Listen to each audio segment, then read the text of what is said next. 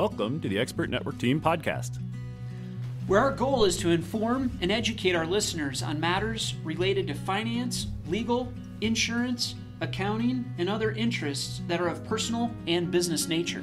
We hope you will find our content useful as well as entertaining. First, to quickly introduce the Expert Network Team, here's Karl Frank. Thanks, Mike. My name's Karl Frank with A&I Financial Services. We work with a small number of successful families to help you grow and protect your investments and choose how you want to be taxed. Now let me introduce Jeff Krommendyk. Thanks, Karl. Jeff Krommendyk with Security First Insurance Agency, where we exist to build long-term mutually beneficial relationships with business owners as well as household members in helping them transfer and manage their risk. So, Mike, tell us a little bit about yourself. Thanks, Jeff. This is Mike Miller with Miller & Associates CPAs. We're a small firm specializing working with small businesses and individuals to help them become tax compliant and tax efficient and help them prepare and manage their financial statements accordingly so they understand how their business is being run. We try really hard to make sure that we put more money in people's pockets rather than in the government. Next up, Nate. I'm Nathan Merrill. I am a founding partner of Goodspeed Merrill. Goodspeed Merrill is a law firm located in the Denver Tech Center, small business, full service oriented, as well as private client. My emphasis is on strategic tax planning, helping make sure people keep more of what they make so they can make more out of what they keep. Now I'll turn the time back over to Karl. We hope you enjoyed the information contained in today's podcast and find it useful. If you'd like to learn more or desire to meet with any of the Expert Network team members in person, you can contact us at info@expertnetworkteam.com. That's info@expertnetworkteam.com. We encourage you to take advantage of a free consultation with any of our team members. Just mention this podcast when you schedule your appointment. Now on to today's podcast. Hello, everybody, and welcome to today's Expert Network Team podcast. I'm Karl Frank, and with me I've got Jeff Krommendyk and Nathan Merrill. Today, our topic is the COVID-19 pandemic and the effect on insurance, particularly for business owners. What kind of decisions should we be making? How did this affect us? You know, COVID-19 is a huge topic in the year 2020, and right now, a lot of thought is being given to the types of insurance that we have and the coverages that we're getting and the coverage that we're not. And in one of our other podcasts, we just opened the door to a type of insurance called cyber insurance. And so today, because we had so much interest in it, we thought you might too. So, Jeff, I'm just going to ask you, from the very beginning, what do you think, speaking from a business owner's perspective, how does the COVID-19 situation affect business owners and their insurance? Yeah, great question, Karl. Thanks for posing the question. I think these are certainly new times. We're all experiencing something that's different or completely different than what we've ever experienced before. There's no playbook out there that we can kind of refer to. And so we've been fielding a lot of questions from our business owners that we serve in helping them transfer their risk with regards to, what is this new world that we're living in, and what exactly should I be considering or be thinking about as it relates to how we're now doing business. And so, we've really, it depends on the business, of course, but I think for the most part, we can make a pretty safe assumption that either a part or maybe even our entire workforce has been sent home or is now working remotely. And so with that being the case, I think that's primarily where most of our business owner concerns have been is what does this now look like from, not only a data protection perspective and whatever it is that my staff is now doing on a home network on behalf of my business.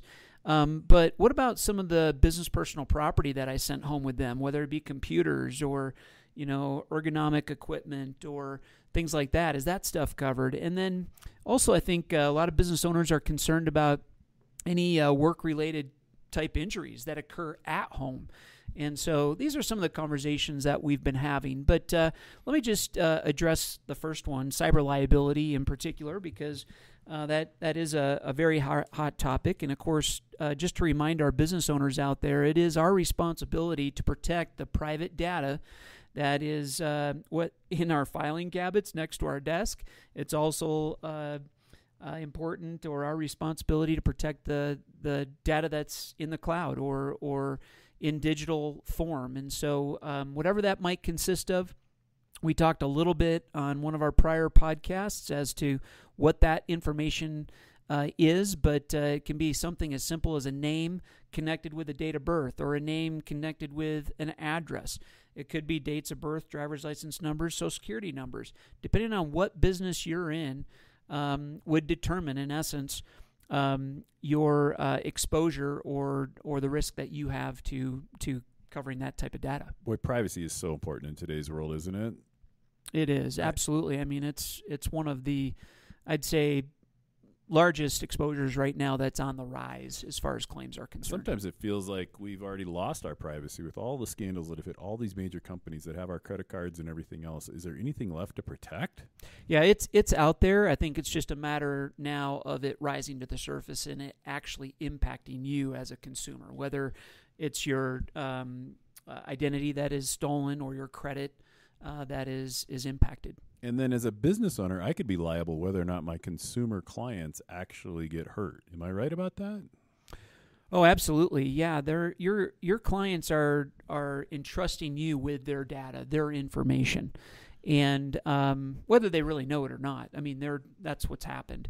And it's your responsibility to make sure that data is protected.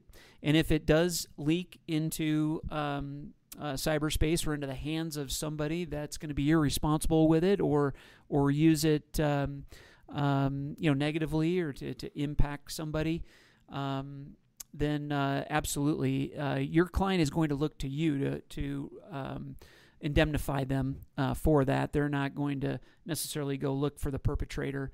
It was your responsibility to keep that sue data. Me. Yeah, absolutely. And this insurance would help me. Right. It's a liability policy. I think that's the important thing to remember. Even though data sometimes can be considered an asset or even a piece of property, or at the very least intellectual property, there is coverage to protect the loss of data to restore it. But this is a situation where a third party, hence potentially your client, would in essence name you liable for breaching their data. Yeah, I would not want to get sued over that. And I would imagine with a large number of clients, we could be in big trouble because there could be a number of suits, maybe even class action. Yeah, very much so. It's usually doesn't result in just one group of records being named. It's something then now that you would have to show responsibility to absolutely every one of the records in your, or the clients in your portfolio. I imagine that, I could just go out and buy somebody LifeLock or the equivalent, right, to just protect their private information, or am I just naive about that? Well, you certainly can, and you most likely would be required to, and that's exactly what cyber liability would help pay for. That's one of the things, among many other aspects of a cyber liability loss. Credit or even personal monitoring of their identity is something that you would be responsible for paying for. That comes to the tune of $100 to $150 a month sometimes, right, per client, and a lot of times you're required to monitor it for 6 to 12, maybe even 18 months at a time. So that can add up. Yeah, that would really add up. Oh my goodness, that's terrifying. Well, and so this type of insurance seems really important in today's world. Yeah, it really is, and especially as now we've got private business information being accessed through unsecure home networks and things like that. Our exposure's really gone up. Well, yeah, that leads me right to my next question, which is, sure, so the work remote phenomenon is here, and people are working all over the place, and a lot of them are working at home, but they might not be. But, I mean, they could be in the coffee shop. They could be, do I need to be worried about my employees and how they're accessing my company? What should I be doing? Yeah, I don't know that we can, spend time worrying about anything. I mean, it's gonna happen, and it's happening already. I think we have to, really be smart about putting some best practices in place. And I think that starts specifically with educating our staff and really getting them to sign off on some best practices as it relates to keeping your or the business owner's data private. And then there's certainly a lot of credence to employing a technology firm that would help put the firewalls in place and just some of the password protection type software in place that would in essence eliminate one of these losses from occurring. That's what we really want to try to do, is put some best practices in place prior to having to file a claim. This is just great advice. It's so true. And as a small business owner, we wear so many hats. It's hard to know everything, isn't it? So I'm going to turn that hat around and now say, okay, I'm an employee and I'm working from home. I've got my company's work computer here. Maybe I brought home a chair or something else that they're helping me with, but oh my goodness, I've got company data here in my home network. And any type of insurance, any sort of risk that I should be worried about as an employee working from home? Yeah, I think it's a great question. It's probably not as big of an exposure as it is for the business owner. But I would say this, don't make any assumptions that your homeowner's policy is going to cover somebody else's property, including your employer's property. And nor should the employer assume the same. And so we really encourage business owners to make sure that if they do have a considerable amount of business personal property that has been lent out for use by employees at their homes, that there's some type of a rider on the business insurance policy that covers those contents. Because the homeowner or the employee in this particular case would not be able to file a claim on property that they do not own if the loss occurred at their home. So that's just really, really important. Well, I guess as an employee, it's less for me to worry about, but it's something I probably need to know that this is my employer's responsibility, and I need to keep things safe. Better lock that screen door. Yeah, absolutely. The other thing that homeowners policies or insurance companies that underwrite homeowners insurance forms get very concerned about are home-based businesses as well. So with every homeowner's policy comes a liability form. And that's in essence a limit of liability that covers you for any type of bodily injury and or property damage that you're responsible as a homeowner. If that loss entails some type of business activity, such as maybe a client coming to your home, slipping and falling, just know that your homeowner's insurance company could very well deny that claim simply because you were in the act of doing business on the premises. And while some incidental business practice is permissible under a homeowner's form, those cases are few and far between. So I just encourage you to check with your agent on that. Boy, and I understand a lot of people are doing that just exactly right now in this COVID-19 crisis, moving to work from home. And that's very important for them to realize that the insurance that they've had doesn't necessarily cover them when they start to run their business out of their house. Yeah, that's correct. Thanks, Jeff, for all this great information. I think this is a great time for us to take a brief break, hear from one of our presenters, then we'll come back on the other side with some more questions for Jeff about insurance during the COVID-19 pandemic. Fantastic. Thanks, Carl. We're taking a break from the program to introduce one of our expert team members.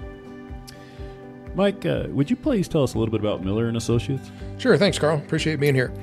Miller & Associates is a full-service accounting firm. We provide accounting work, tax preparation, tax planning, tax resolution, and business advisory services. Plus, we have a side payroll business that we offer. We're a staff of 6, 3 of us working at home right now, 3 of us working in the office right now, but everything seems to be working out. Mike, we're clients of yours, and one of the things we love about you is the extra hand-holding you give us. And Can you give us a little bit of our audience a little bit of a feeling for what the value of the Expert Network team is for you, and what does it bring to your clients? Well, one of our main focuses is tax compliance and tax efficiency. in working with financial statements and trying to maximize people's return on investment. So we don't want them overpaying on their taxes.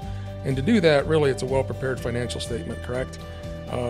So we really want to make sure the books are done right, the financial statements are representative of the period, and from a comparative perspective, they're reflective year over year, period over period, depending on which time frame we're looking at. That leads to effective tax planning, which then, to your point, when we're working together, we're sitting down, going through the books, looking at it, going, wow, we're projecting X amount through the end of the year. What can we do with that money rather than giving it to the government and putting it in our own pocket? And planning for that so that at the end of the year, the tax return is just kind of a process as opposed to, a surprise. I love that. And as you know, one of our values is to go tax-free. Yep. It's a great goal. Well, Mike, thank you for that. What do you do outside of work? You'll find me on the golf course, or you'll find me traveling with my wife, usually to some beach destination, where my wife likes to sit in the sun and I like to surf and boogie board. And if I'm not doing that, we're out hiking in the mountains somewhere. You're being a little modest. Tell me a little bit about your marathon runs, too. Oh, well, we're trying to hit a half marathon in every state. We're at 29 right now. We were scheduled to be done with 50 states by the end of 2021, but COVID kind of put a damper on that. We don't expect to run any races this year. And we were trying to hit 100 half marathons by the end of 2022. I love that, Mike. Thank you so much for your time. Thanks, Carl. Thanks for having me. It's a pleasure.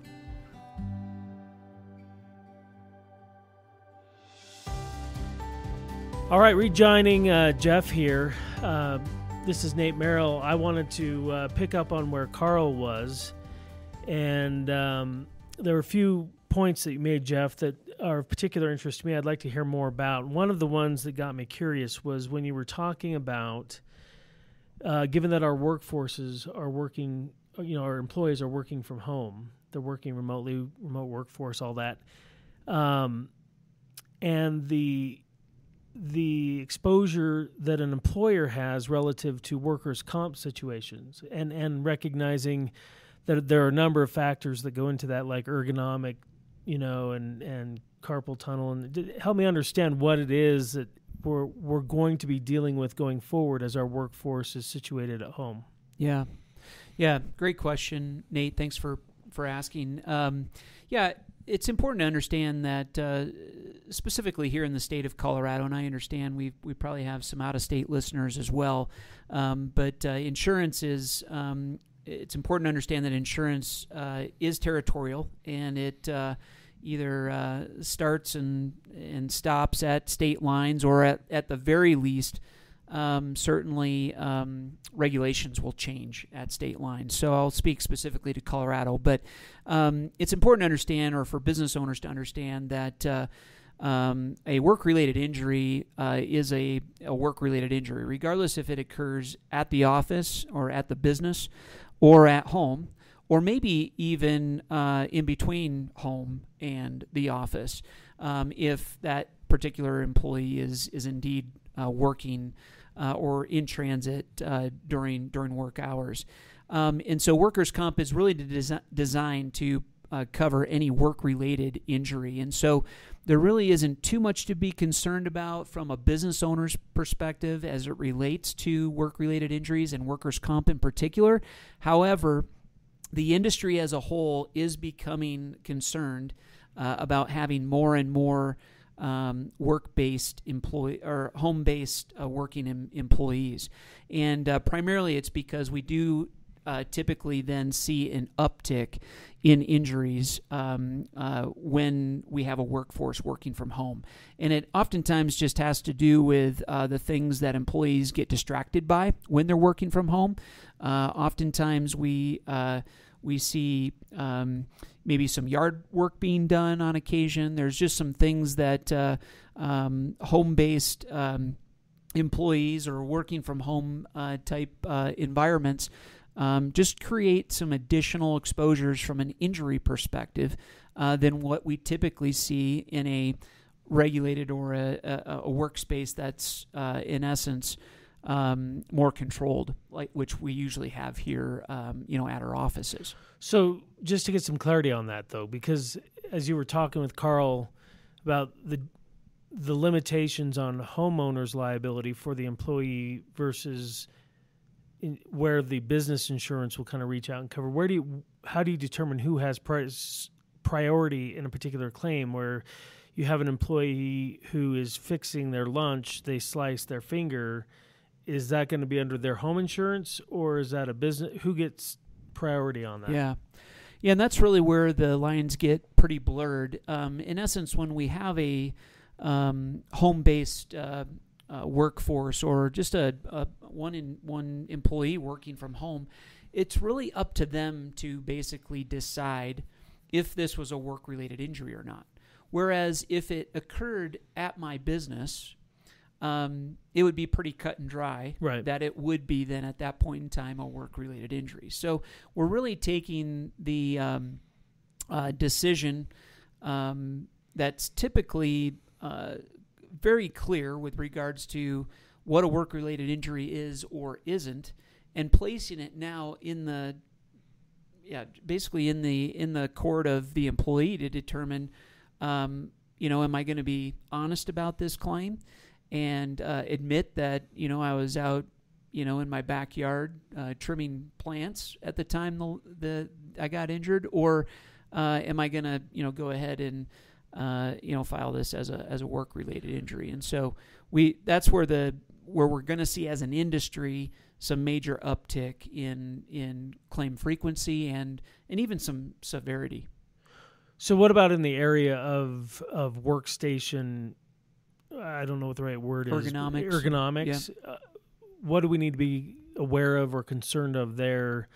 What's the employer's responsibility relative to making sure their employees have good workstation? I mean, we always focus on that when they're in the office, mm-hmm. but we don't design their home office environment. And not everybody's got the same, resources when it comes to space and that sort of thing. Yeah, absolutely. And hence another reason I think we will see an uptick in the number of claims that occur is primarily because people are now working maybe at their kitchen table on a hard kitchen chair. I know I've got a couple of employees in that situation. We are trying to be conscious if this is going to be a long-term situation for us to, in essence, maybe make some investment into some more ergonomic, friendly, type equipment that we can send home or maybe have installed. But by all means, I think right now, business owners are trying to figure out, is this going to be long-term?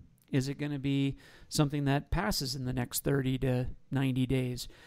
Because that's going to really determine whether Nate, you and I, or Karl, Mike, make an investment into sending some of this equipment home to employees' houses, or invest in additional equipment to make sure that they're ergonomically That assumes safe. the genie isn't out of the bottle. I've talked with a lot of business owners where, in essence, this pandemic has pushed the genie out of the bottle, and we're never going to be able to get it back in. That there's always going to be some inclination or desire for some portion of the workforce to have the fluidity of their schedule or their situation to work from home. So whether or not the pandemic lasts 30 or 90 days, I think in some respects it is the new normal to some extent for employers, unless you filter that out all in the interview process. But that could be a totally separate discussion as well. But you're right. But I think that everybody has to be realistic and think that to some extent, whether it's the pandemic continues or we have another pandemic in another 5 years. I mean, we've been having these things, whether it be SARS or avian flu or Zeta or West Nile. They seem to be getting more and more regular in their occurrence. And like I said, the genie's out of the bottle in this one with the government's response and shutting down the economies and forcing us all into this environment. Can't imagine that's not going to be a consideration every time going forward, if you know what I mean. So, yep, I would agree. Absolutely. So I have a question for you. So with claims activity, I guess what that translates into for a business owner is higher premium, correct? So what can we do?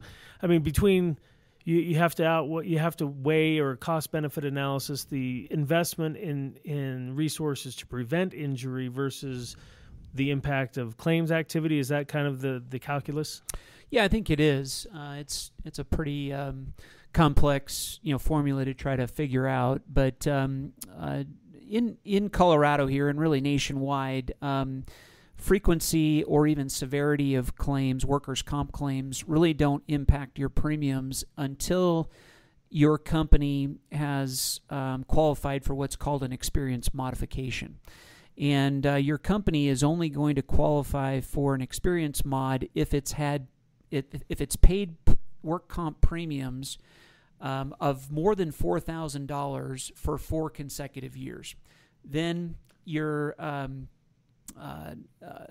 the state, or actually NCCI, will go ahead and provide you with an experience modification, which can be a credit or a debit depending on what the loss history has been for those 4 consecutive years of paying premiums of $4,000 or more. And that's just workers' comp premium. That's just workers' comp. So how big a workforce, or what are the industries or workforces where you'll see that kind of premium? Yeah, it's usually has to be a pretty large workforce in the professional classes, such as clerical, sales, technology, because those rates are so low. However, it could only be maybe 1 or 2 employees if you own a roofing company, right, or an excavation company or a carpentry company. Those rates are much higher. So it really depends on the type of business and then also the size of business. But that 4,000 range is kind of the trigger point. So if you're under that and you see that you have more and more claims coming in under, you don't really need to worry that you're going to be targeted, kind of like you are with auto insurance and that sort of thing with incidents of claims. Okay. Correct. Yeah. Until you have an experience mod, only at that point in time will the number of claims and the severity of claims actually impact your premium. Gotcha. So what other, just to close out here, I kind of want to let you do a little free form. What other things should business owners be thinking about given the nature of the impact of the work remotely environment and what COVID has done? Oh, actually, do have one other follow-up question. So is COVID a permissible workers' comp claim? If someone were to come down with COVID, and how does that kind of work into the workers' comp situation? Yeah, absolutely. The short answer to that is yes, it could be. Now, again, with every work comp claim or work-related injury, we do need to make sure that the injury or the sickness in this particular case was contracted in the work environment. And with the tracing and tracking that has been going on specific to this pandemic, that is becoming easier and easier to and they can overcome the HIPAA limitations on that to find out if other people in the workforce had it.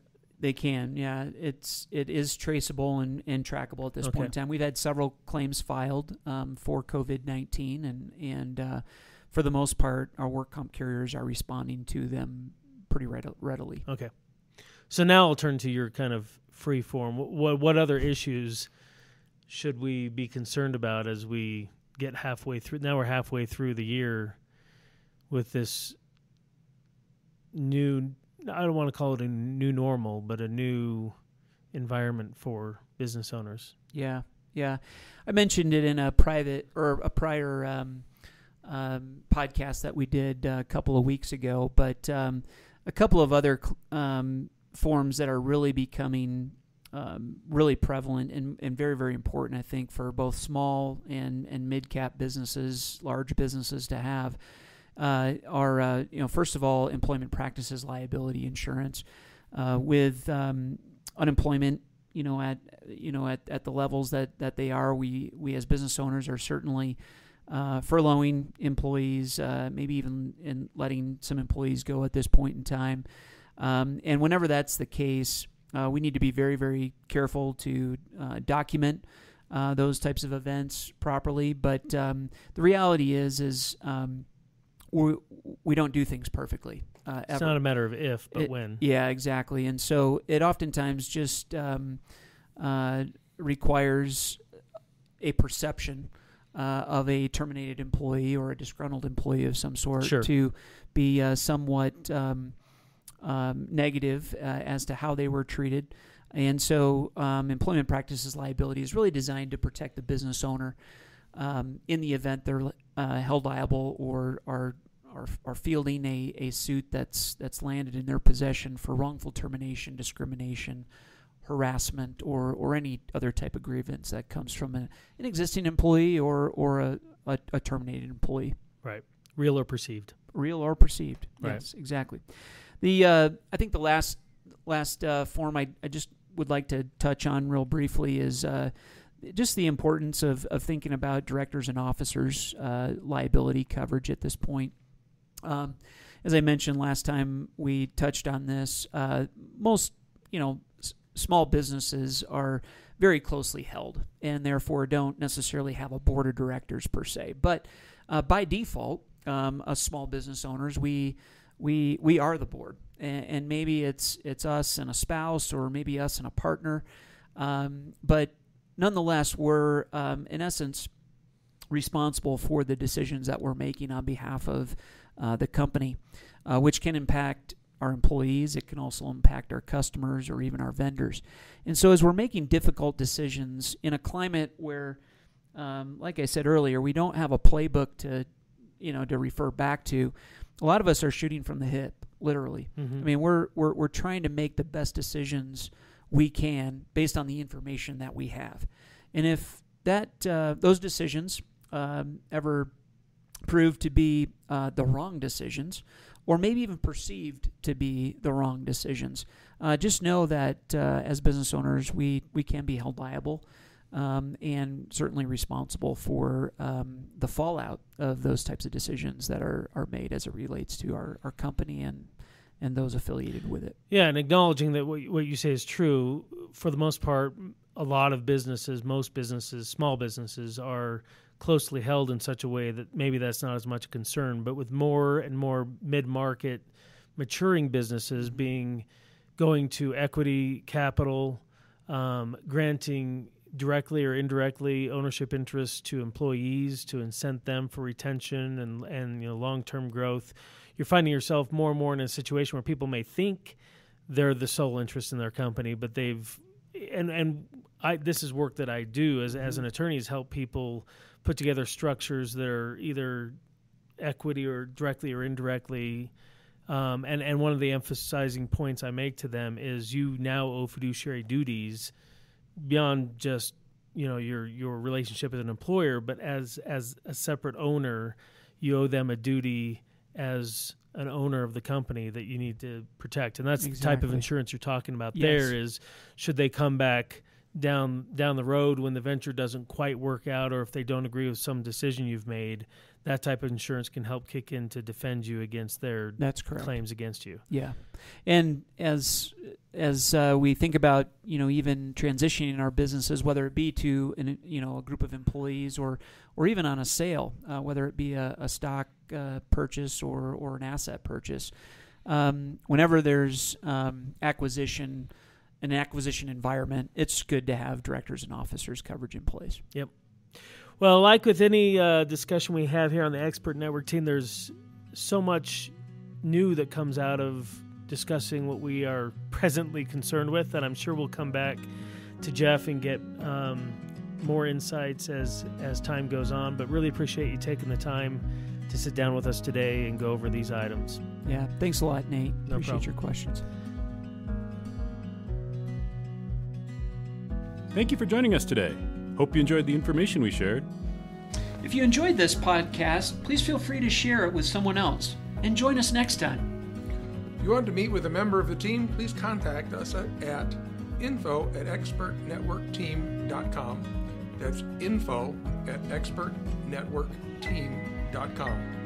If you have special topics you'd like to hear about, please reach out to us and let us know at the same email address. Again, that's info@expertnetworkteam.com. Thank you for joining us, and have a great day.